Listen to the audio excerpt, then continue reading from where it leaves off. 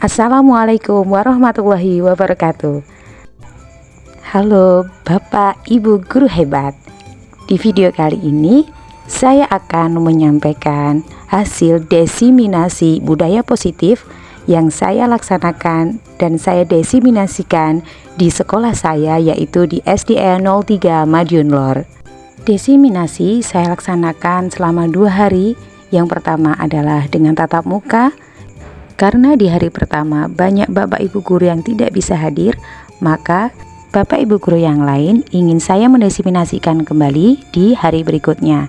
Lalu di hari kedua saya mendesiminasikan melalui komunitas belajar secara daring. Mari kita simak videonya.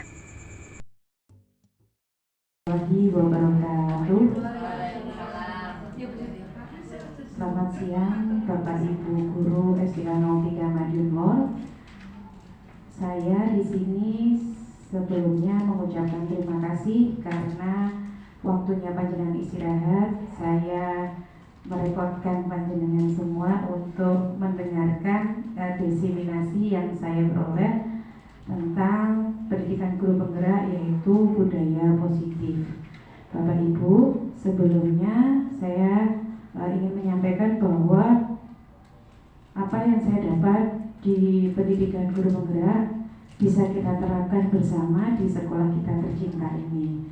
Yang pertama, yang terhormat Ibu Kepala Sekolah dan yang saya hormati Bapak Ibu guru staf teknik di SDN 03 Madiun Lor. Yang pertama yang ingin saya sampaikan, saya perkenalan dulu, mungkin Bapak Ibu sudah mengenal saya. Ini saya calon guru penggerak angkatan 11 Kota Madiun kelas 318, kebetulan di kelompok A. Bapak Ibu, kita sudah terutama Bapak Ibu guru yang sudah mengalami proses pendidikan mengajar dari zaman ke zaman, tentunya sudah merasakan bahwa perubahan paradigma belajar itu perlu kita lakukan. Dulu zaman Belanda, dari apa yang saya terima di pembelajaran itu pendidikannya sangat keras ya. Jadi di sana para penjajah Belanda itu merasa bahwa dia itu yang berkuasa, jadi para murid itu harus nurut patuh untuk kepentingan Belanda. Nah, pada akhirnya sampai dengan apa yang panjenengan rasakan semua, yang saya rasakan juga, perubahan paradigma dalam konteks ini merujuk pada pergeseran cara berpikir yang mendasar tentang bagaimana pembelajaran seharusnya terjadi. Daripada berfokus pada kekurangan siswa dan memberikan hukuman atas kesalahan, budaya positif menekankan pada yang pertama adalah penguatan perilaku positif, membangun hubungan positif, memberdayakan siswa dan fokus pada pertumbuhan.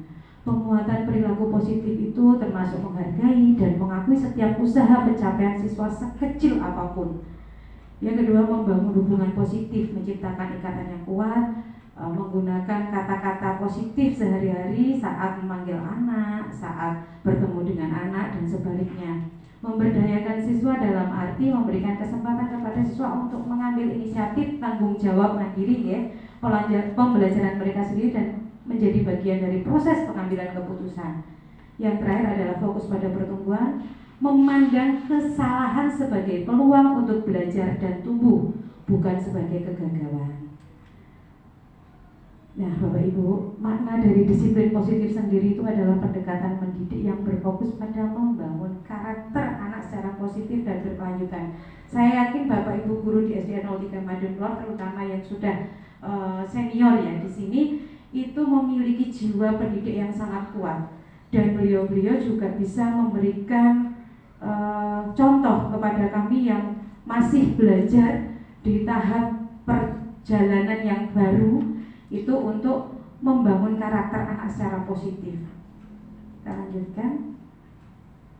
Nah, prinsip dasarnya dari disiplin positif itu adalah kehangatan dan kejelasan, empati, pemecahan masalah bersama, dan konsekuensi yang logis, pujian yang spesifik ya Bapak Ibu.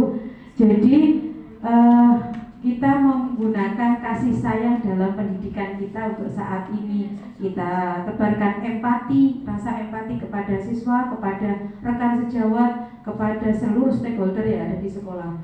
Pemecahan masalah bersama. Nah, ini Bapak Ibu yang mungkin kita sama-sama harus belajar, libatkan anak dalam mencari solusi atas masalah yang terjadi. Nanti ada di materi selanjutnya tentang segitiga restitusi. Konsekuensi yang logis, hubungkan konsekuensi dengan perilaku yang dilakukan. Jadi contoh Bapak Ibu, kalau anak itu mungkin melakukan kesalahan, dia tidak sengaja ataupun sengaja jiwit temannya, kita juga tidak langsung menghardik anak tersebut atau dengan hukuman yang tidak logis ya. Jadi kita sesuaikan dengan apa yang dia lakukan, apa yang akan dia terima dengan yang mereka lakukan itu. Lanjut Bapak Ibu. Nah, ini yang penting ya, menerapkan disiplin positif membutuhkan kesabaran dan konsistensi. Saya yakin Bapak Ibu di sini semuanya sudah melakukan hal yang terbaik untuk anak, sudah memberikan contoh yang terbaik. Mudah-mudahan apa yang kita harapkan untuk disiplin positif ini, anak-anak itu tumbuh menjadi pribadi yang baik dan bahagia Bapak Ibu. Jadi pendidikan disiplin positif itu sesuai dengan Ki Hajar Dewantoro mengajarkan kita bahwa anak itu harus bahagia dalam belajarnya. Ketika mereka bahagia, mereka juga akan merasakan betapa pentingnya pendidikan itu, bukan karena kewajiban mereka tetapi kebutuhan mereka. Baik Bapak Ibu, ini contoh kalimat ya Bapak Ibu. Nah, biasanya kan kalau di rumah, kalau kamu tidak segera tidur, kamu tidak boleh nonton TV besok. Ini kata-kata negatif nih. Tidak ada ancaman di sini. Dengan disiplin positif akan berubah menjadi, aku tahu kamu ingin sekali bermain, tapi sudah waktunya tidur. Besok kita bermain lagi setelah kamu bangun tidur. Yang kedua juga, kamu nakal sekali. Nah, dengan disiplin positif kita akan belajar dengan mengungkapkan kata-kata yang lebih positif. Aku sedih melihatmu merusak mainan. Mari kita coba perbaiki bersama-sama. Ini memang sulit Bapak Ibu, karena saya sendiri juga sangat-sangat baru belajar hal ini ya Bapak Ibu. Ternyata hal ini begitu penting untuk kita semua. Sebagai seorang pendidik, kita menggunakan kata-kata yang positif.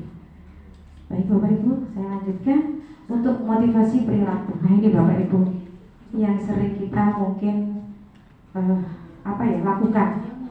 Nanti kamu akan aku kasih hadiah ini kalau kamu dapat juara 1.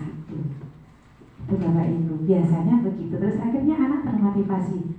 Nah, hal itu merupakan termasuk motivasi perilaku secara eksternal. Jadi tidak dari kesadaran diri Bapak Ibu. Anak-anak itu hanya karena ingin hadiah sehingga dia bisa berubah. Padahal seharusnya kan anak itu berubah karena berubah perilaku itu karena kesadaran, oh iya kalau aku nanti maju, aku jatuh. Kalau aku mundur, aku juga jatuh. Bagaimana seharusnya? Nah seperti itu. Jadi kita membangun anak untuk bertanggung jawab terhadap apa yang mereka lakukan. Ini contohnya Bapak Ibu, untuk yang internal, kebutuhan nilai, minat, emosi, kepribadian. Jadi ini semua itu juga salah satu motivasi dari anak. Dan eksternal ini imbalan, pengakuan, status sosial, tekanan sosial dan lingkungan sekitar. Jadi anak itu kita rata-rata akan termotivasi ketika mereka mendapatkan hadiah, mendapatkan reward, mendapatkan pengakuan. Nah, sebisa mungkin apa yang mereka lakukan itu juga karena kesadaran diri. Harus sejalan ya Bapak Ibu. Ya, selanjutnya tentang mengapa motivasi itu penting, panjenengan pasti tahu semua, dan ini nanti file juga bisa nanti saya share nih Bapak Ibu untuk kita belajar bersama-sama mengenal diri sendiri, membangun hubungan dan memimpin dengan baik. Nah, jadi anak-anak itu kita berikan hal-hal positif untuk memotivasi sehingga mereka juga bisa memotivasi teman-temannya dengan hal yang baik juga nih Bapak Ibu. Saya lanjutkan. Nah ini Bapak Ibu, ini adalah kebutuhan dasar, lingkaran ini adalah kebutuhan dasar manusia. Ini tidak hanya anak ya Bapak Ibu, kita semua pasti membutuhkan ini. Kebutuhan kebutuhan dasar manusia, bertahan hidup pasti, ya penguasaan juga pasti, kasih sayang dan rasa diterima, kesenangan dan kebebasan. Kita ada di tahap ini Bapak Ibu, kita punya kebutuhan dasar, dan kebutuhan dasar ini Bapak Ibu untuk siswa itu ada yang terpenuhi, ada yang tidak. Maka dari itu terkadang kita menjumpai ya Bapak Ibu, terutama yang di kelas, mungkin di kelas kecil itu biasanya mereka kan butuhnya senang-senang, ya kan. Jadi mereka kadang itu diajari nggak seenaknya sendiri dan pokoknya aku senang. Mungkin di kelas besar juga demikian. Mereka itu karena di rumah mungkin tidak ada pengakuan dari orang tua atau lingkungan sekitar, adanya bullying dan lain-lain. Jadi dia itu ingin dihargai, ingin mendapatkan pengakuan. Itu juga salah satu sifat dasar manusia. Baik, nah ini Bapak Ibu, ini yang mungkin kita benar-benar harus belajar. Ini mungkin saya kasih contoh lagi Bu. Posisi kontrol restitusi. Sebenarnya apa tuh Bu restitusi? Restitusi itu adalah tindakan yang kita lakukan untuk memberikan penguatan kepada anak supaya anak itu bertanggung jawab atas kesalahannya sendiri dan kita tidak memberikan hukuman. Nah ini Bapak Ibu, mungkin kita semua, saya sendiri pun juga pernah ada di posisi ini, posisi penghukum.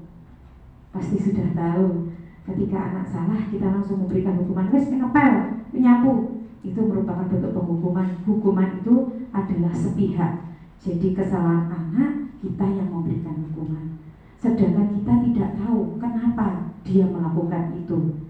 Posisi yang kedua adalah pembuat rasa bersalah Bapak Ibu. Kadang itu kita gini, walah lele, awakmu ki lho karepmu piye? Gak ngesakne Bu Guru toh. Engko nek kepala sekolah dukane Bu Guru piye? Akhirnya anak itu kan merasa berubah. Iya Bu, maaf. Tapi karena kita membuat dia merasa bersalah. Itu posisi yang kedua. Posisi yang ketiga adalah teman. Pasti ini sudah sering ya. Ya Len, nunggu sih nih. Mungkin dengan bahasa kita, bahasa sehari-hari ya. Gimana tadi? Nah, seperti itu. Jadi kita sebagai posisi kita sebagai teman. Dan yang selanjutnya ini adalah pemantau. Kalau pemantau itu biasanya kita hanya ya kita nyawang saja. Mereka gimana? Terus pada akhirnya pada pemantau ini anak itu hanya diberikan, kamu tadi kenapa? Tidak diberikan penguatan supaya dia sadar. Itu posisi pemantau ya. Untuk yang selanjutnya adalah Bapak Ibu yang paling ini berat, tapi saya yakin Bapak Ibu semua yang sudah berpengalaman pasti ini sudah merasakan posisi manajer Bapak Ibu. Jadi yang perlu kita lakukan adalah di posisi manajer. Kita itu memanajemen perasaan kita. Nah ini nanti kita belajar di segitiga restitusi untuk sebagai posisi manajer. Kita tidak menghukum, kita menanyakan kenapa anak itu berbuat seperti itu. Terus selanjutnya anak itu melakukan hal itu atas perintah siapa, kalau kemauannya sendiri, manfaatnya apa, kita perlu tanya Bapak Ibu. Jadi kita tidak langsung salah gitu. Jadi biar dia mengakui kesalahannya sendiri. Karena ketika kita memberikan hukuman Bapak Ibu, pasti kita pernah merasakan ketika hari ini kita menghukum, mungkin besok, mungkin lusa akan mengulanginya lagi. Sedangkan ketika kita ada di posisi manajer ini Bapak Ibu, kita diharapkan untuk menyadarkan anak supaya anak itu sadar dan yang dilakukan itu keliru. Akhirnya apa yang dia buat solusinya juga dari dia sendiri. Itu Bapak Ibu. Kita lanjutkan ke nilai-nilai kebajikan. Nih Bapak Ibu, ini pasti ada dalam diri kita. Walaupun berapa persen pasti ada. Nilai-nilai kebajikan universal itu ada peduli, rajin, integritas, rasa hormat dan sebagainya. Dan ini Bapak Ibu, ini wajib ada pada kelas kita Bapak Ibu.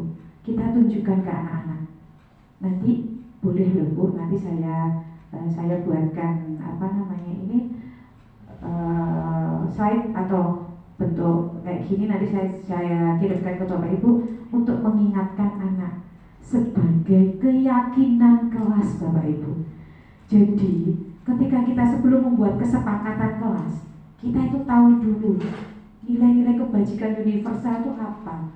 Kebajikan kan hal yang baik, universal kan otomatis yang sudah sehari-hari ya, siapapun pasti gitu. Jadi peduli, keterus terangan, mungkin jujur, kreatif, baik hati. Contoh gini Bapak Ibu, nilai-nilai kebajikan universal itu contohnya gini, anak-anak pernah mematahkan penggaris temannya, contohnya gitu kan ya. Terus anak yang satu itu merasa, aku lo gak matahkan. Nah, guru di posisi manajer tadi membuat anak yang tidak mengaku tadi sampai mengaku, dan pada akhirnya kita meyakinkan mereka, apa toh nak sebenarnya yang yang harusnya kamu lakukan. Ya Bu, saya salah, kan gitu kan. Intinya adalah memang itu butuh konsisten dan sabar Bapak Ibu. Jadi kita perlu konsisten dan sabar untuk melakukan tindakan yang namanya restitusi. Jadi bukan hukuman. Itu karena adanya nilai-nilai kebajikan ini sebagai bentuk keyakinan kelas. Kita lanjutkan ya Bapak Ibu.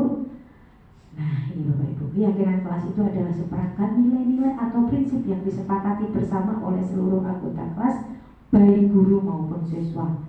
Jadi dari nilai kebajikan universal tadi Bapak Ibu, kita membuat keyakinan kalau anak itu melakukan kesalahan, kita ingatkan keyakinan kelas apa yang sudah dilanggar oleh anak itu. Contohnya tadi nggak mau nolong temannya, berarti dia nggak punya empati atau nggak peduli. Berarti kan, tapi kita tidak boleh menggunakan kata-kata negatif, itu yang sulit Bu. Saya juga demikian. Jadi kita sama-sama belajar ya Bapak Ibu. Sebagai guru kita tidak boleh menjadi penghukum. Sebisa mungkin kita menjadi penengah, manajer. Kita memanage diri kita sendiri dan anak kita. Nah ya Bapak Ibu, memang kita lanjutkan ke nilai-nilai kebajikan universal yang saya ambil. Ini rata-rata yang harus kita miliki di kelas nih Bapak Ibu. Empati, kejujuran. Coba Bapak Ibu pernah enggak anak itu mengambil sesuatu yang bukan haknya? Pasti pernah ya Bapak Ibu. Nah kalau pernah, berarti kan dia sudah melanggar keyakinan kelas berupa kejujuran. Tapi Bapak Ibu, ketika kita langsung nyuri dong, pasti dia nggak akan pernah mengaku. Dia ada rasa ketakutan. Tapi ketika dipanggil, ditanya, terus diberikan penguatan dulu, apa sih sebenarnya yang terjadi? Kalau kamu berbuat seperti itu benar atau salah? Terus solusimu bagaimana? Itu pasti anak akan menyelesaikan, itu akan lebih baik. Oh iya, guruku ternyata bisa memaafkan aku. Kalau sampai kejadian itu terulang lagi Bapak Ibu, baru kita mengingatkan lagi. Memang itu adalah tugas kita sampai mereka sadar Bapak Ibu bahwa perbuatan mencuri itu tidak benar. Ini empati. Ini tadi yang saya bilang empati tadi. Ada teman jatuh, dia nggak peduli temannya jatuh sampai nangis, nggak peduli. Nah mungkin ini bisa jadi kita terapkan ya Bapak Ibu. Monggo kalau mau nanti saya kirimkan juga kalau mau nanti ya. Empati, kejujuran, saling menghormati, tanggung jawab, kerjasama, ini adalah nilai-nilai keyakinan kelas yang perlu kita terapkan di dalam kelas Bapak Ibu. Selanjutnya, nah manfaatnya, Bapak Ibu, manfaatnya menjadi disiplin, menciptakan lingkungan belajar yang positif dan menyenangkan, meningkatkan reputasi sekolah dan menciptakan iklim sekolah yang kondusif. Jadi kata-kata negatif itu Bapak Ibu itu benar-benar mempengaruhi otak anak. Ternyata ketika kita menggunakan bahasa yang positif, bahasa positif itu akan membangun mental anak yang luar biasa juga Bapak Ibu ya. Manfaatnya yang selanjutnya adalah segitiga restitusi ini Bapak Ibu. Monggo dibacain. Nah, ini saya kasih contoh kemarin ada yang dilakukan anak itu adalah terlambat gitu ya. Contohnya terlambat sekolah. Nah, ini Bapak Ibu ada pertanyaan. Kita harus menstabilkan identitas dulu, validasi tindakan yang salah, menanyakan keyakinan. Ini Bapak Ibu, setiap orang pasti pernah melakukan kesalahan. Contohnya begini, nanti mungkin ada video nih Bapak Ibu, bisa panjenengan saksikan. Setiap orang pasti pernah melakukan kesalahan Dok. Nah kamu bukan satu-satunya kok. Nah itu namanya menstabilkan identitas. Jadi kita memaklumi bahwa keterlambatan seorang anak sekolah itu tidak dilakukan oleh dia saja, tetapi yang lainnya juga pernah melakukan. Yang kedua, kita validasi tindakannya yang salah. Sekarang ibu mau tanya dong, yang kamu lakukan itu kira-kira melanggar peraturan sekolah enggak? Iya, berarti kamu salah enggak? Merasa bersalah enggak? Iya bu, saya salah, saya sudah terlambat, saya tidak izin, saya tadi bangun kesiangan. Akhirnya anak akan jujur seperti itu. Setelah jujur Bapak Ibu, itu mereka kita buatkan keyakinan. Sekarang keyakinan kelas apa yang perlu kamu terapkan di situ yang sudah kamu langgar. Saya tidak menghormati guru bu, berarti saling menghormati. Nah itu Bapak Ibu, setelah itu tanyakan Bapak Ibu, habis ini gimana? Apakah kamu mau berubah atau bagaimana? Ya bu, besok saya tidak terlambat lagi. Pasti kan seperti itu. Walaupun itu mungkin akan terjadi beberapa kali, mungkin ya itu Bapak Ibu yang perlu kita lakukan. Karena anak-anak sekarang, apalagi di masa sekarang, berbeda sekali dengan anak-anak di masa kita dulu. Mereka lebih ke menunjukkan bahwa aku ini adalah aku ini ya seperti ini. Ibu guru itu harus tahu aku di rumah loh seperti ini.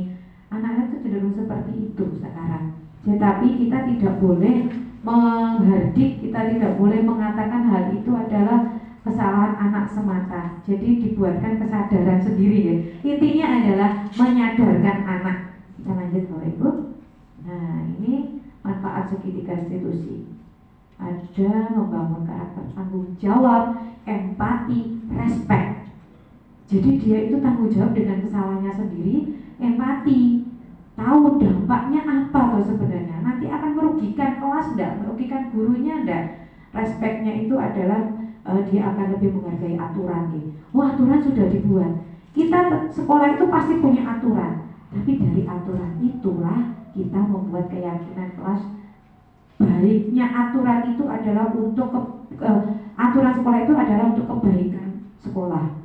Terus memperkuat hubungan ini Bapak Ibu, membangun hubungan yang lebih kuat antara guru dan murid, antara siswa membantu siswa untuk menyelesaikan konflik. Jadi kadang itu, bu aku tadi diduduk ini, bu aku tadi dijiwit ini. Terus kalau kita langsung marah, pasti mereka juga nggak akan, pasti besok akan tak ngomong lagi, bu aku tadi dipukul ini, aku dilokne ini. Ya udah, selesaikan sendiri masalahnya, kita awasi bagaimana seharusnya. Kamu harusnya melakukan apa setelah melakukan kesalahan seperti ini. Semacam itu ya Bapak Ibu. Saya lanjutkan ke manfaat segitiga tadi sudah ya. Mohon maaf, ini fokus pada solusi. Ini Bapak Ibu. Maaf. Ini alih-alih hanya fokus pada kesalahan, segitiga restitusi mendorong individu untuk mencari solusi dan memperbaiki situasi. Motivasi internal, individu termotivasi untuk berubah dari dalam karena mereka memahami pentingnya tindakan mereka. Nah ini mencegah terulangnya kesalahan Bapak Ibu. Pemahaman yang mendalam dengan memahami akar penyebab kesalahan, individu dapat mencegah kesalahan yang sama terulang di masa depan dan meningkatkan kepercayaan diri, merasa diterima dan tidak merasa terhukum. Bapak Ibu ya. Nah gini Bapak Ibu, pada intinya adalah budaya positif yang harus kita terapkan di sekolah ini adalah kita jangan menjadi guru yang penghukum ya Bapak Ibu, karena hukuman itu adalah sesuatu hal yang akan memukul anak-anak kita yang akhirnya nanti sebagai menjadi trauma. Dan bedanya pendidikan dulu sama sekarang itu ya seperti itu Bapak Ibu. Jadi ini adalah salah satu pendidikan yang saya terima di modul 1, terutama di modul 1.4 yang sangat luar biasa membuat saya menguras energi karena benar-benar harus terjun ke benar-benar menerapkan apa yang sudah saya dapatkan di modul 1. Jadi tentang Bapak Ki Hajar Dewantoro kan mengajarkan kita untuk pendidikan itu berpusat pada anak. Jadi yang dulunya guru selalu membawa itu kayu, kalau tidak bisa pukul. Saya pun juga mengalami Bapak Ibu, masih mengalami walaupun saya generasi muda hitungannya, Tapi saya merasakan zaman sekarang kita tidak bisa menggunakan itu. Kita karena sudah masanya zamannya teknologi, bahkan kita harus menjadikan pribadi yang positif. Kita menjadi teladan ya Bapak Ibu. Kita sebagai teladan, kita melakukan hal yang terbaik untuk anak.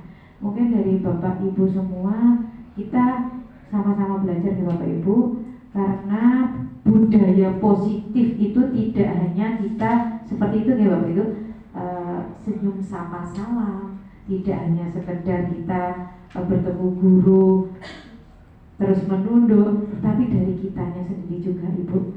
Jadi guru itu wajib memberikan contoh teladan, dan guru juga membudayakan hal positif supaya anak itu mencontoh kita. Itu ya Bapak Ibu, untuk Engarso Sengtulodo Anggon Karso Tuturi Handayani. Terima kasih Bapak Ibu atas kesempatannya untuk mendiseminasikan apa yang sudah saya dapat di pendidikan guru penggerak. Mudah-mudahan setelah ini kita akan selalu belajar lebih baik, dan saya sendiri juga akan bisa berubah untuk selalu belajar lebih baik. Terima kasih atas waktunya. Selamat siang. Wassalamualaikum warahmatullahi wabarakatuh. Waalaikumsalam warahmatullahi wabarakatuh.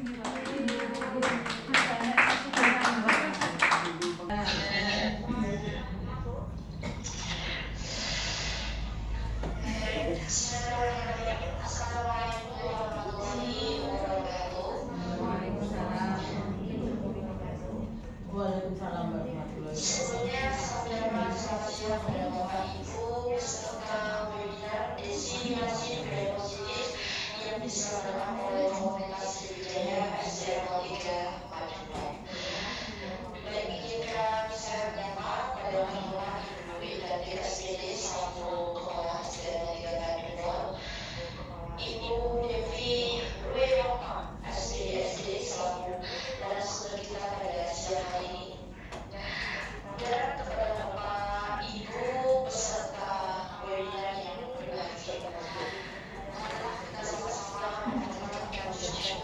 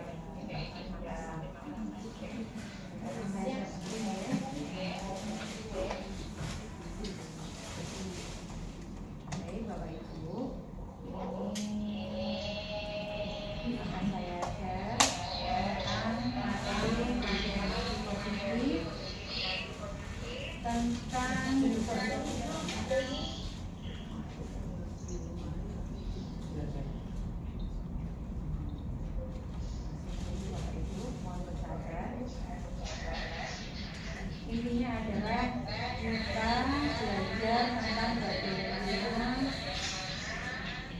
mengajarkan kepada anak supaya lebih bertanggung jawab terhadap apa yang mereka lakukan. Jika mereka salah, mereka mengakui dan bertanggung jawab atas kesalahannya. Bapak Ibu, kita belajar tentang perubahan paradigma belajar. Sebelumnya, perkenalkan, nama saya Devi Ruang dari SDN Oksiana Timur. Kebetulan saya juga duduk di angkatan 11 Kota Madiun di kelas 318. Baik Bapak Ibu, nampak ya ininya. Ini adalah perubahan paradigma belajar. Perubahan paradigma belajar dalam konteks ini merujuk pada pergeseran cara berpikir yang mendasar tentang bagaimana pembelajaran yang seharusnya terjadi. Daripada berfokus pada kekurangan siswa dan memberikan hukuman atas kesalahan, budaya positif juga menekankan pada penguatan perilaku positif, membangun hubungan positif, memberdayakan siswa, dan fokus pada pertumbuhan. Bapak Ibu, tentunya anak juga memiliki tindakan-tindakan di luar kontrol dari Bapak Ibu. Jadi hal-hal positif yang kita tanamkan di dalam sekolah juga akan membuat anak-anak akan mencontohnya. Jadi Bapak Ibu, jadi penguatan perilaku positif misalnya menghargai dan mengakui setiap usaha dan pencapaian siswa sekecil apapun itu. Entah itu dia membantu, contohnya membantu gurunya ketika membawa buku di dalam kelas.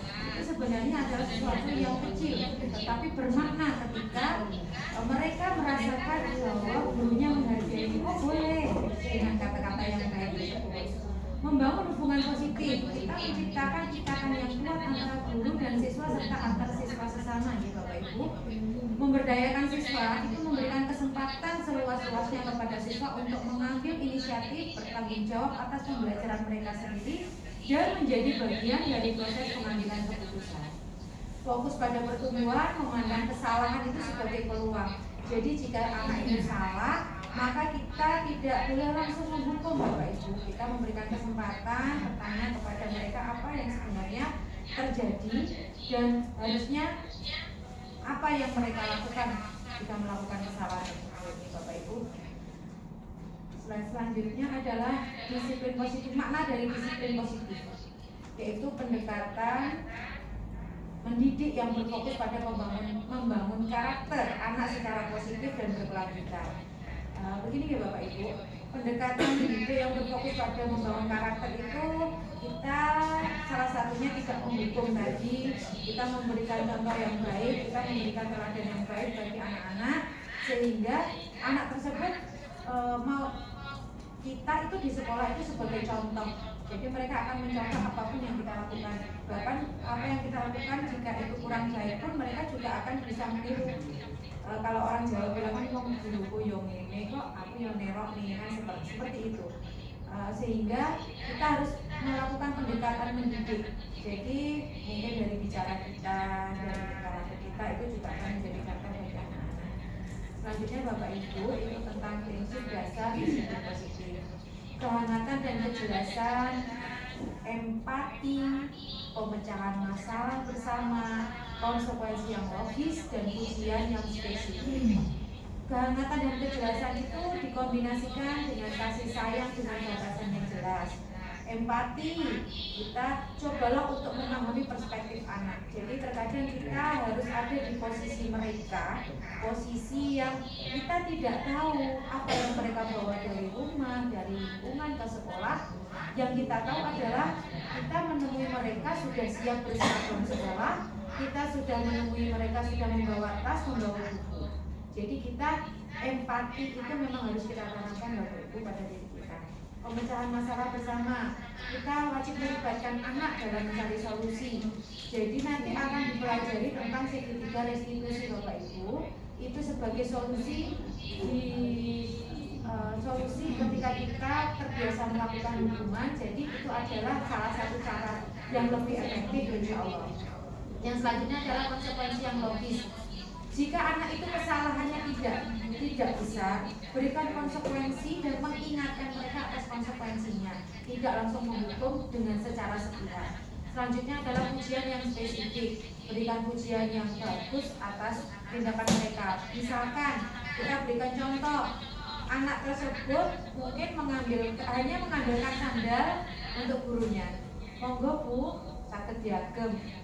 Itu kita nggak boleh hanya diam, kita berikan pujian yang baik. Oh iya, terima kasih ya nak, ternyata anak tersebut peduli terhadap kita. Hanya ucapan terima kasih saja itu merupakan pujian bagi mereka, karena itu sifat dasar anak yang Bapak Ibu. Yang selanjutnya adalah hal yang penting yang perlu kita terapkan, yaitu menerapkan disiplin positif membutuhkan kesabaran dan konsistensi.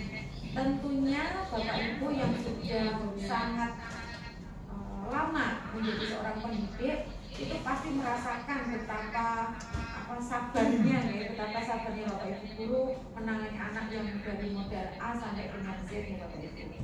Jadi setiap anak itu berbeda, sehingga kita melakukan pendekatan-pendekatan yang memang itu juga akan berbeda. Kesabaran itu memang hal yang luar biasa Bapak Ibu. Saya pun juga belajar kesabaran itu memang tidak ada batasnya Bapak Ibu.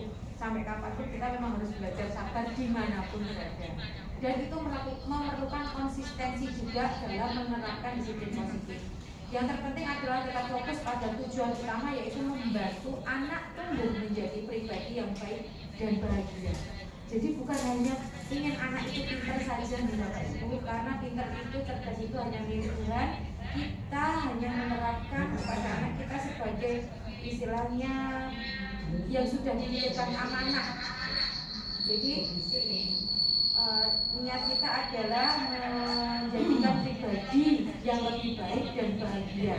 Anak itu kalau sudah bahagia, maka mereka juga akan belajar dengan senang, dengan tenang, tanpa adanya paksaan Bapak Ibu. Selanjutnya, contoh kalimat ya Bapak Ibu. Ini mungkin kita bisa melakukan di rumah ataupun di sekolah, ini contoh saja. Alih-alih kita bicara seperti ini, kalau kamu tidak segera tidur, kamu tidak boleh nonton TV besok. Itu seperti ada nada-nada ancaman ya Bapak Ibu. Dan yang sebenarnya yang seharusnya kita lakukan sesuai dengan disiplin positif itu, aku tahu kamu ingin sekali bermain, tapi sudah waktunya tidur. Besok kita bisa bermain lagi setelah kamu bangun tidur. Walaupun itu mungkin dianggap sulit Bapak Ibu, saya pun juga demikian. Tetapi dengan kata-kata itu ternyata itu membangun memori anak untuk ternyata seperti itu maksudnya kenapa saya disuruh tidur. Jadi kita itu istilahnya kayak memberikan hipnoterapi secara tidak langsung gitu deh. Alih-alih kamu nakal sekali sih gitu kan. Dengan disiplin positif kita merubah bahasa kita, aku sedih lihat berusaha mainan seperti itu. Mari kita coba perbaiki bersama-sama. Sulit memang Bapak Ibu jika kita belum pernah mencoba. Karena sesuatu yang negatif dirubah ke positif itu hal yang tidak seperti kita merubah sesuatu, membalikkan telapak tangan. Mudah-mudahan kita bisa memperbaiki apa yang biasanya kita lakukan, kata-kata kita yang negatif kita rubah ke kata-kata kita yang positif, kalimat-kalimat positif. Nah ini Bapak Ibu, motivasi. Selanjutnya adalah motivasi perilaku. Motivasi perilaku itu yang mempengaruhi perilaku anak itu ada dua Bapak Ibu. Ada faktor dari internal dan eksternal. Mari kita lihat internal itu apa saja faktornya. Nah ini Bapak Ibu, ada kebutuhan nilai, minat, emosi dan kepribadian. Secara eksternal itu ada imbalan, pengakuan, status sosial, tekanan sosial dan lingkungan. Jadi ada loh anak yang mau sekolah karena dia hanya dapat hadiah dari orang tuanya, atau dia mau berprestasi karena hanya ingin mendapatkan piala, mendapatkan piagam, mendapatkan hadiah. Itu tidak apa-apa, tapi kita imbangi bahwa dia harus sadar bahwa pendidikan itu tidak hanya dibutuhkan saat ini, tetapi juga dibutuhkan di masa mendatang. Entah mereka mau jadi apa, yang pasti kita mendoakan mereka untuk menjadi orang yang jauh lebih baik di kemudian hari, sehingga mereka termotivasi untuk melakukan hal-hal yang baik tadi itu bukan karena siapa-siapa, tapi karena untuk dirinya sendiri dan karena Tuhannya. Itu ya Bapak Ibu. Saya lanjutkan ke mengapa motivasi itu penting. Tentunya yang namanya manusia itu kan pasti memiliki motivasi. Aku mau ke sana. Itu karena aku butuh, ada sesuatu yang aku butuhkan. Yang pertama adalah mengenal diri sendiri. Mengapa motivasi diri sendiri itu membantu kita membuat keputusan yang lebih baik dan mencapai tujuan hidup tersebut. Yang kedua, membangun hubungan, memahami motivasi orang lain, membantu kita membangun hubungan yang lebih kuat dan efektif. Selanjutnya adalah memimpin dengan lebih baik. Para pemimpin yang efektif itu memahami motivasi tim mereka dan dapat memotivasi mereka untuk mencapai tujuan bersama. Jadi Bapak Ibu, jadi motivasi itu sangat penting bagi anak sendiri dan bagi guru. Motivasi kita sebagai guru adalah selain hal untuk peningkatan diri ya, itu adalah ketika melihat anak-anak kita itu mencapai prestasinya, mereka lebih baik. Ketika masuk mereka belum bisa membaca, sekarang sudah lancar membaca. Ketika masuk dia belum bisa berbuat baik, ketika naik kelas lulus mereka sudah jauh lebih baik. Itu juga merupakan motivasi kita sebagai seorang guru. Begitu juga dengan anak. Anak itu juga memiliki motivasi, termasuk kita ini salah satu motivasi mereka Bapak Ibu ya. Jadi tadi kembali ke disiplin positif, ada hubungannya sekali, erat sekali hubungan disiplin positif dengan motivasi anak.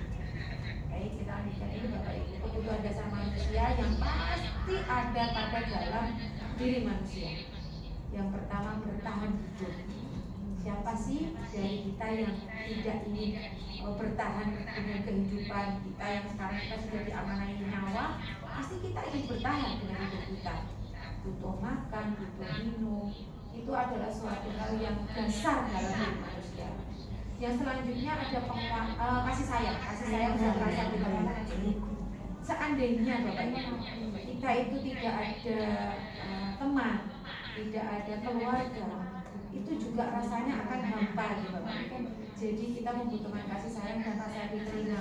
Kalau kita di keluarga, contohnya kita di keluarga, Bapak Ibu kita benar-benar menyayangi kita dengan rasa yang tulus, dan kita bisa diterima dengan baik di keluarga kita, dirawat, diobati sampai dengan sekarang. Ini itu juga kebutuhan dasar manusia. Selanjutnya adalah kebebasan. Ini adalah sifat dasar manusia, kebutuhan dasar manusia. Bebas untuk melakukan apa yang diinginkan.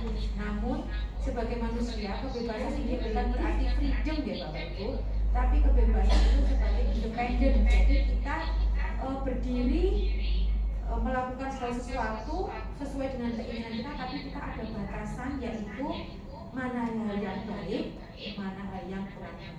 Gitu. Selanjutnya adalah kesenangan. Saya yakin semua manusia pasti menginginkan kesenangan. Bisa itu berupa finansial, bisa itu berupa perasaan, bisa itu juga berupa sesuatu yang mereka lihat.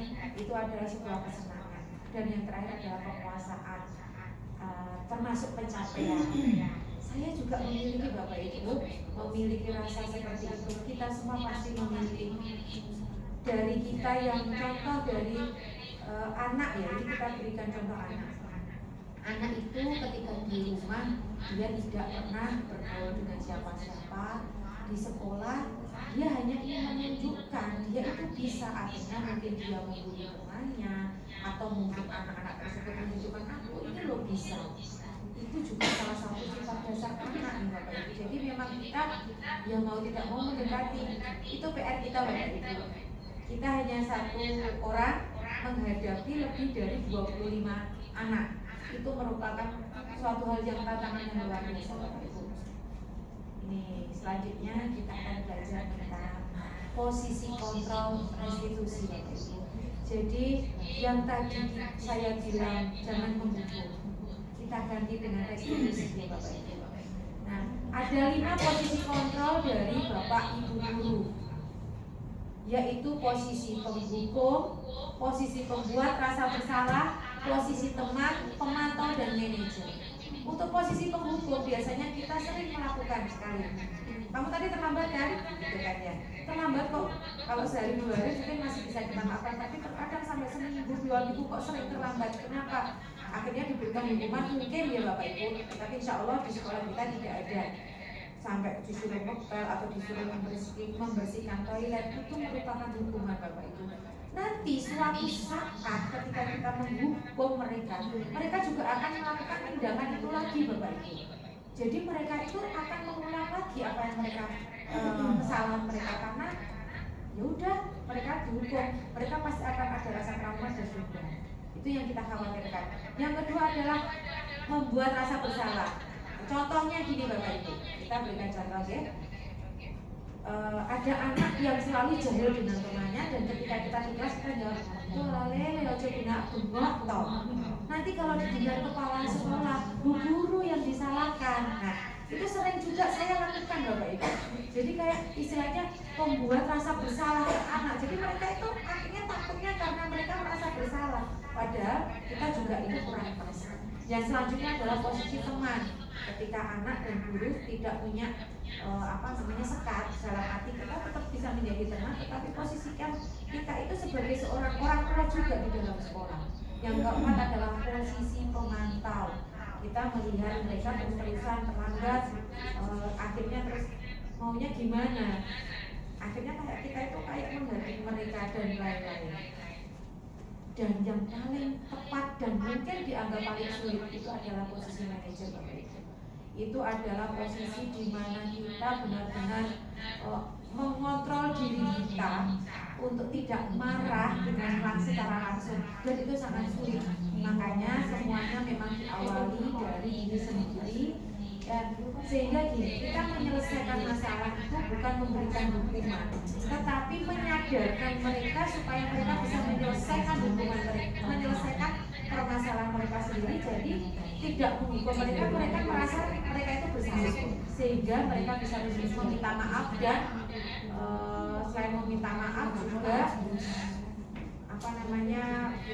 melakukan perbuatan yang lebih baik. Baik, kita lanjutkan. Ini Bapak Ibu, kita akan belajar tentang keyakinan kelas. Nah, sebelum belajar tentang keyakinan kelas, kita harus tahu dulu nilai-nilai kebajikan universal. Itu Bapak Ibu.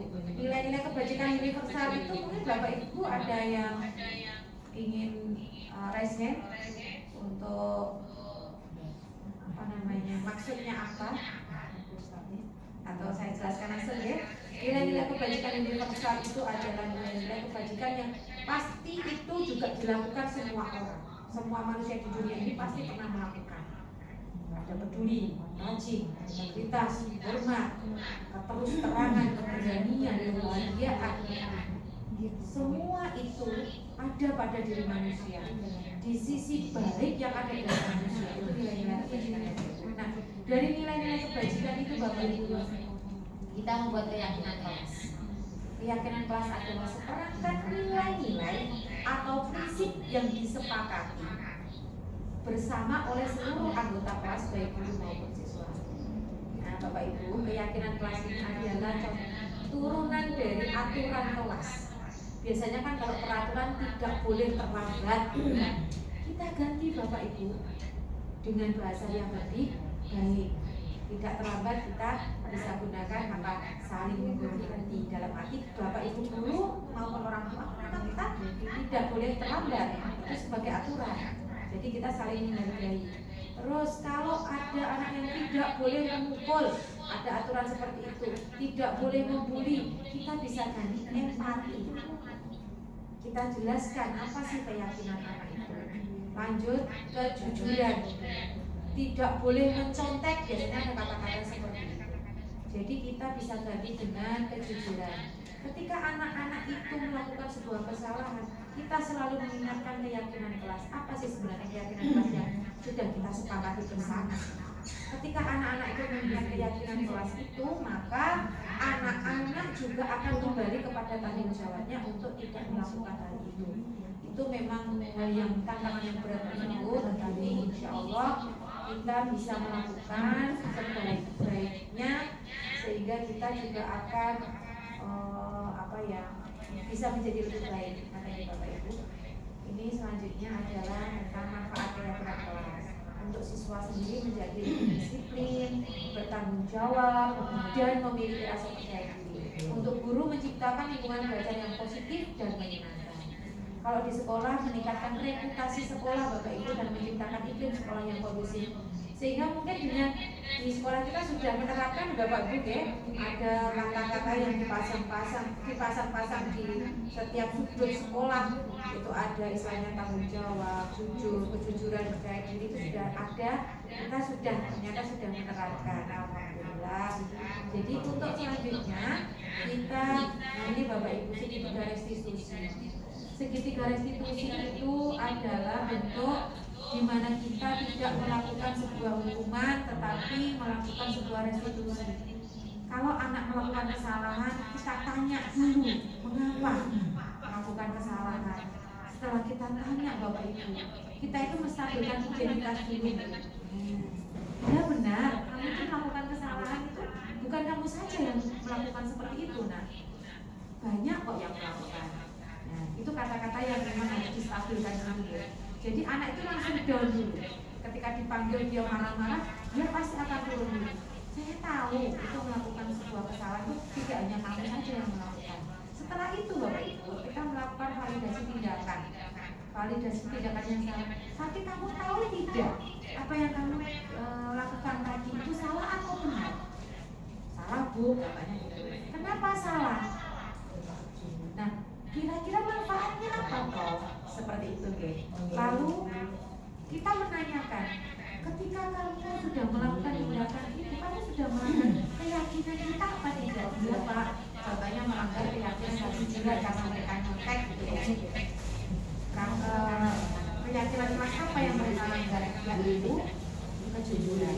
Terus kamu ingin menjadi orang seperti apa? Nah seperti itu deh Bapak Ibu. Lanjut ke manfaat. Manfaat segitiga restitusi itu membangun karakter dan memperkuat hubungan antar jurusan. Oke Bapak Ibu, untuk selanjutnya ini adalah manfaat dari segitiga restitusi: meningkatkan disiplin positif, mencegah terulangnya kesalahan, meningkatkan kepercayaan diri. Oke, terima kasih Bapak Ibu.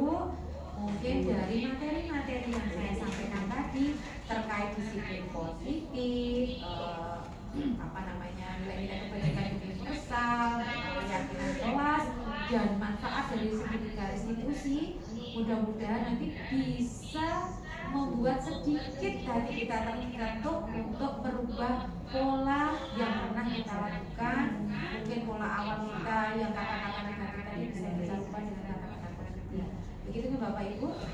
Ini ada setelah ini nanti akan ada sesi tanya jawab. Nanti saya kembalikan kepada moderator. Jika ada yang bertanya, nanti sebisa mungkin akan saya jawab. Baik Bapak Ibu, saya kembalikan kepada moderator kita, Bu Sonia. Silakan Bu Sonia.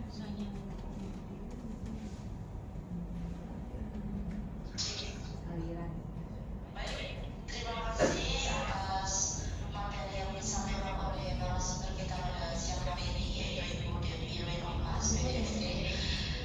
Baik, sesi selanjutnya adalah sesi tanya jawab. Tadi sudah disampaikan oleh Ibu narasumber kita bahwasanya cakupan budaya positif itu terdiri dari konsep disiplin positif, keyakinan kelas, terus segitiga restitusi dan sebagainya. Baik Bapak Ibu peserta webinar pada siang hari ini, apabila ada yang mau ditanyakan, silakan pada aplikasi di download pada hari ini. Bapak Ibu. Ya, oh ini ada Oke, baik pada Ibu Eva. Dari mana Bu Eva? Selamat siang. Selamat siang. Baik, Ibu dari SDN Negeri Majengo, mau ditanyakan apa kepada narasumber kita pada siang hari ini? Ya, baik Ibu. Terima kasih atas kesempatan yang diberikan. Ya, pertanyaannya terkait untuk Bu Dewi yang Dewi. Ya, sebelumnya terima kasih atas materi yang dibagikan kepada kami pada siang hari ini karena sangat bermanfaat satu buat kita semua. Untuk pertanyaannya Bu Devi, terkait kendala yang terjadi ya.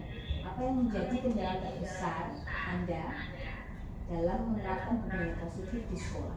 Ya kan? Seperti kita tahu sendiri bahwa anak-anak sekarang ya ada yang manut, ada yang super seperti itu.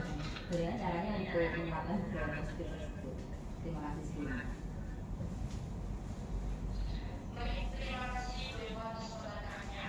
Kepada narasumber kita, ini pertanyaan langsung dijawab atau ditampung dulu Ibu? Baik, saya coba menjawab dulu.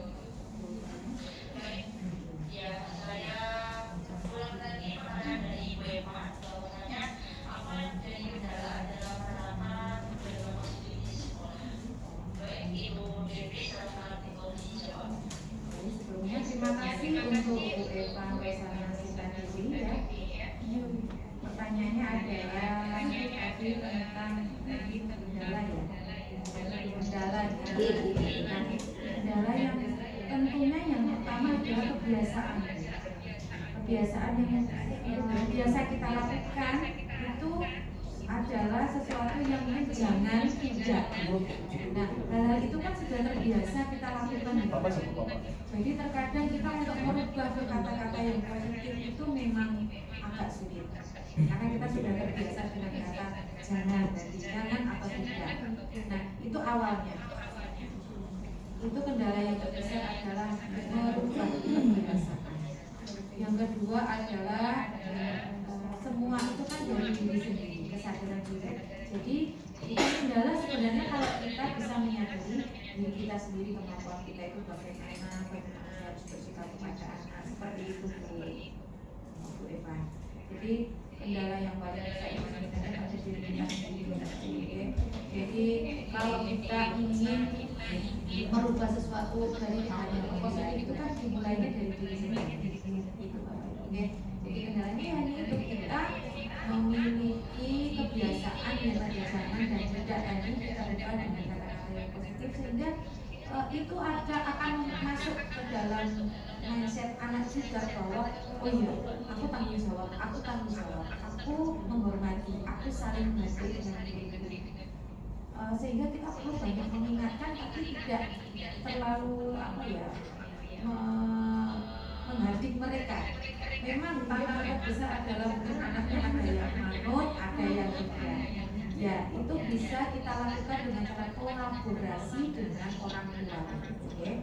Kolaborasi dengan orang tua, kita bisa membantu orang tua, mediasi, mengkomunikasikan bersama sebelum jika kita bisa selesaikan dengan orang tua Bapak Ibu, alhamdulillah. Tapi jika itu masih perlu pembinaan lagi, kita mungkin kesiswaan atau langsung ke pengawas sekolah. Jadi itu sebagai salah satu tindakan yang perlu kita lakukan. Bagaimana tentunya kita juga harus melindungi keselamatan anak, melindungi keselamatan orang tua, dan melindungi juga sekolah kita. Dalam arti kita bertanggung jawab ke pihak di luar sekolah, pihak keluarga dari murid dan pihak muridnya sendiri juga dari pihak guru ya Bapak. Apakah sudah bisa diterima oleh Bapak? Terima kasih. Jadi memang sulitnya membiasakan dari awalnya jadi kalau terbiasa dan akan menjadi tadi. Betul sekali. Terima kasih banyak sebelumnya. Sangat terima kasih.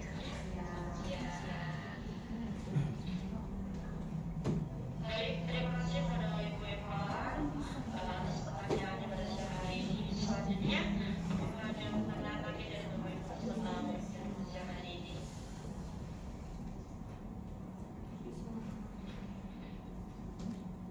Ya, Ada yang lagi?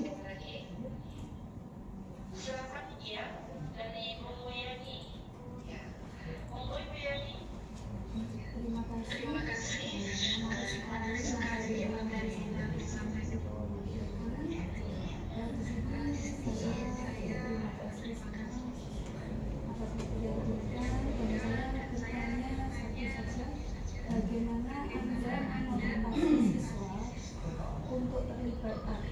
dalam membahas budaya muslim ini sudah. Terima kasih. Baik, terima kasih atas pertanyaannya Ibu Devi. Kepada narasumber Ibu Devi, pertanyaannya sama lagi, bagaimana ada motivasi siswa dalam menerapkan budaya positif ya, Bu Devi ya? Iya, betul.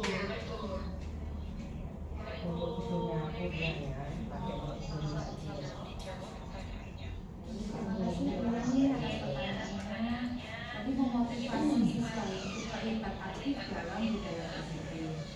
Tentunya yang pertama adalah mencontoh dulu.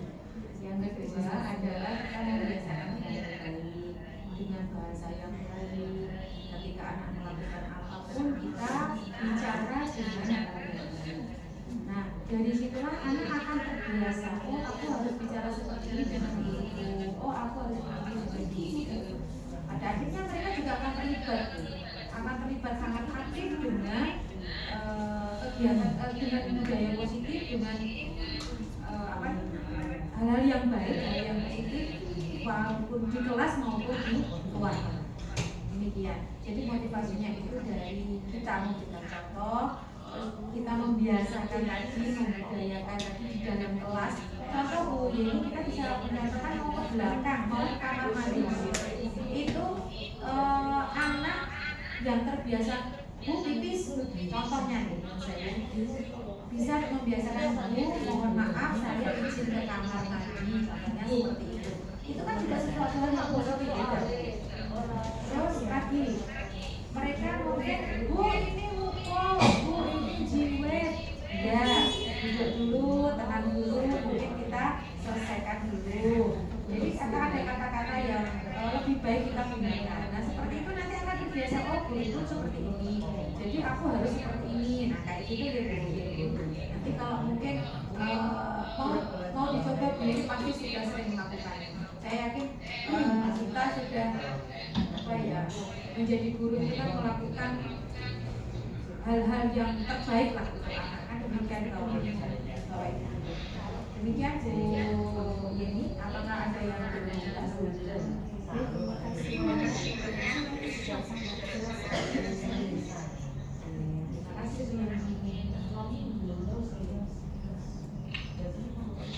Baik, terima kasih Bu Devi atas pertanyaannya pada webinar kali ini. Baik, apakah ada jadi terima kasih Ibu narasumber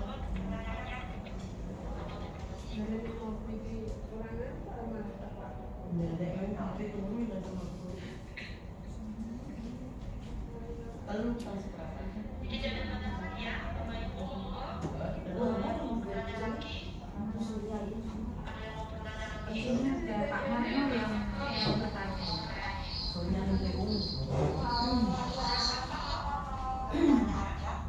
Terima kasih kepada moderator. Langsung saja.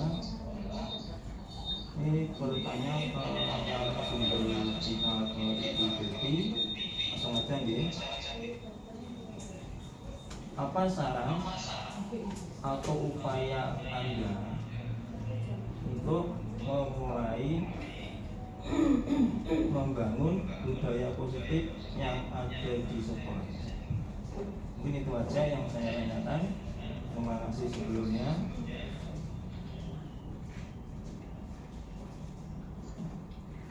Baik, terima kasih kepada Bapak Narno atas pertanyaan hari ini. Baik, berikutnya saran atau upaya untuk mulai membangun budaya positif. Mungkin kurang lebih hampir sama ya dengan yang sama-sama lakukan.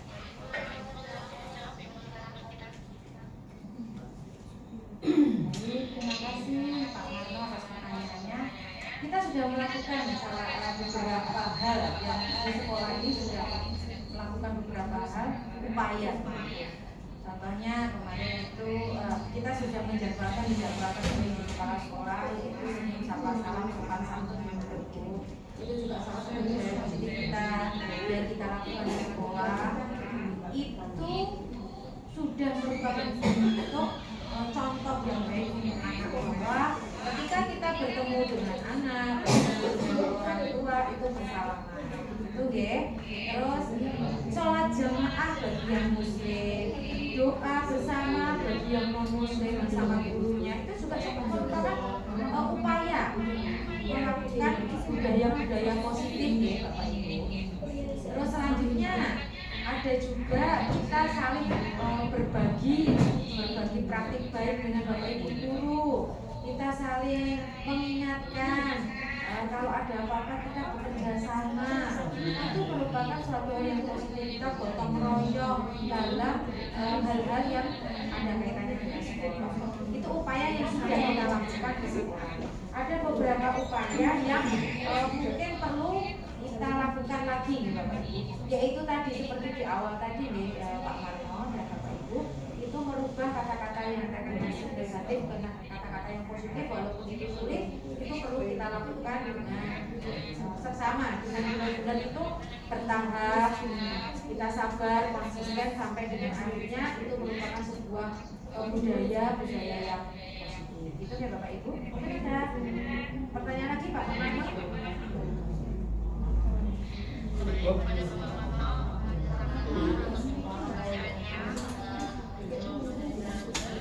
Kok terima kasih kepada narasumber yang sudah memberi jawaban yang sangat jelas. Terima kasih Bapak. Ada satu lagi soalnya karena mengingat memang waktu kita juga sudah habis. Mungkin ada satu pertanyaan lagi yang bisa saya jawab. Nanti kalau ada pertanyaan kedua ini boleh silakan.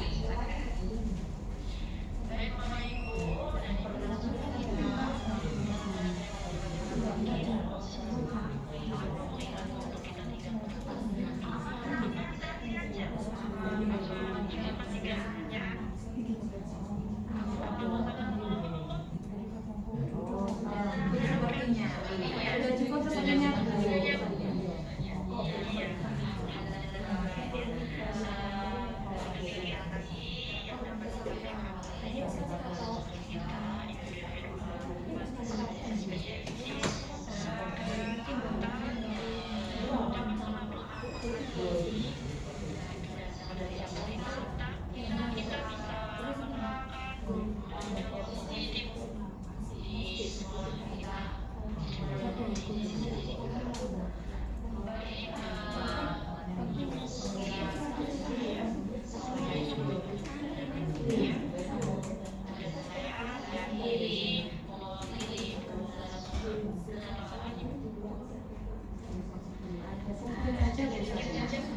Pada intinya adalah materi yang saya sampaikan tentang disiplin positif Bapak Ibu. Ini adalah materi yang sebenarnya sangat luar biasa yang saya dapatkan di pendidikan guru penggerak ini Bapak Ibu, yaitu memposisikan kita sebagai seorang manajer, memposisikan anak juga sebagai manusia yang bukan alat. Jadi anak itu tidak bisa kita rubah, yang bisa merubah adalah dirinya sendiri dan itu atas izin Tuhan. Kita hanya sebagai penuntun Bapak Ibu, karena menurut Ki Hajar Dewantara salah satu peran pendidik adalah sebagai penuntun dan kita harus melakukan proses pendidikan itu berpihak pada anak. Jadi kita tidak bisa melakukan meminta anak-anak kita itu harus menjadi nomor satu untuk segala hal. Tetapi yang kita usahakan adalah mereka bahagia dengan pembelajaran sehingga mereka akan menjadi manusia-manusia yang berakhlak dan lebih baik. Mari mudah-mudahan apa yang kita lakukan saat ini kita ikhtiarkan untuk masa depan anak. Mudah-mudahan apa yang sudah dilakukan oleh Bapak Ibu guru akan selalu mendapatkan ridho dari Allah dan di kemudian hari akan mendapatkan pahala yang akan menolong kita Bapak Ibu di akhirat nanti. Mudah-mudahan Bapak Ibu selalu diberi kesabaran termasuk saya. Kita nanti akan selalu berbagi praktik baik, kita akan selalu berbagi saling tolong menolong, itu yang merupakan keyakinan. Terima kasih, saya kembali kepada Ibu Moderator untuk sesi ini. Kami kita yang bersama pada siang hari ini, semoga Bapak Ibu beserta member dari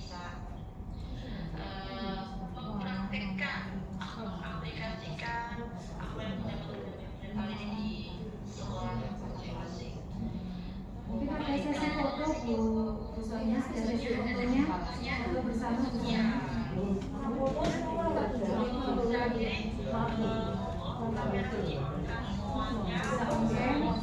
bisa, yang tidak apa-apa. Ada dokumentasinya. Kita semua pause dulu ya Bapak Ibu ya. Semua biar bahagia semua Bapak Ibu. Yang ada kameranya dimainkan kan ya? Boleh, silakan. Sudah siap? Sudah siap, saya ambil dulu. Sebentar ya. Ini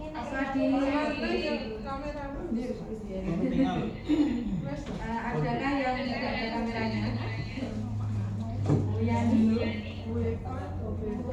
Sekar mungkin? Ya baik, seadanya nggih, nggak apa-apa nggih. Yang penting semuanya ikut. Baik, satu, bentar. Sekali lagi, senyum semua, tidak ada yang cemberut. Senyum, satu, dua, tiga. Terima kasih. Terima kasih saya ucapkan kepada Bapak Ibu semua.